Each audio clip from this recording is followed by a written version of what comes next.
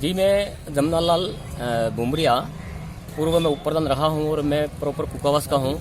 और मेरी घरेलू पंचायत के अंदर जो रनिया गैंग का आतंक है वो सीआर गांवों के लोग पूरी तरह से दहशत में हैं और कई लोग पलायन करके गुजरात चले गए हैं। और आज भी वर्तमान के अंदर जो ऑन रोड जो हमारा कोटला से स्वरूपगंज पड़ता है उस रोड पे कोई भी राहगीर जाता है, चाहे मोटरसाइकिल वाला हो या किसी भी फोर व्हीलर वाला हो, उनसे सबसे लूटफाट की जाती है और मारपीट किया जाता है, जिसमें रणा की पूरी गैंग सक्रिय है। और इसी गैंग की वजह से हमारे लोग पूरी तरह से दुखी हैं और सीआर गांव के लोग एसपी साहब को ज्ञापन देने के लिए भी आ रहे हैं।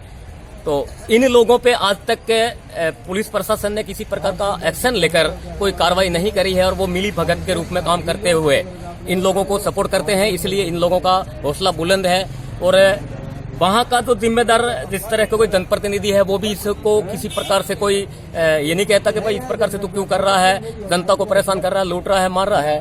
तो ये सारी चीजें हैं। तो ये पिछले कई वर्षों से मैं देख रहा हूं, पिछले 25-30 वर्षों से ये लोग इस प्रकार से दुखी हैं। कई लोग पलायन करके भाग में चले गए, कई लोग बाजारों में रहकर अपना जीवन बसर कर रहे हैं। तो इन लोगों के दहशत से पंचायत के अंदर तो पूरी तरह से एक आतंक फैला हुआ है और ना तो कानून से डरते हैं ना किसी और से डरते हैं। इस प्रकार के इन लोगों का आतंक है।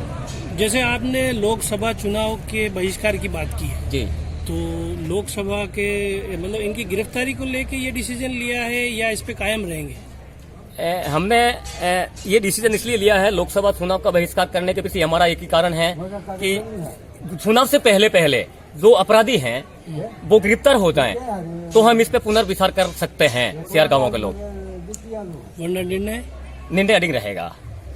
धन्यवाद जमनालाल जी।